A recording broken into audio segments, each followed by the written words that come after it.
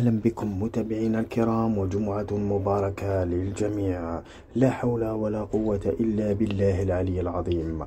العثور على جثة رجل أعمال وأحد المستثمرين الكبار المعروفين على مستوى واد سوف، المغدور المدعو طير رشيد بن الهاشمي ابن حي تكسبت، رجل أعمال صاحب محطة البنزين طارق توغورت، مقتولا ومقيدا وأثار ممارسة العنف قبل التخلص منه بادية على جسده، وذلك داخل منزل مستأجر بحي المالحة بالجهة الشرقية مدينة الوادي. اللهم اغفر له وارحمه واسكنه فسيح جناتك. لا إله إلا الله محمد رسول الله. إنا لله وإنا إليه راجعون.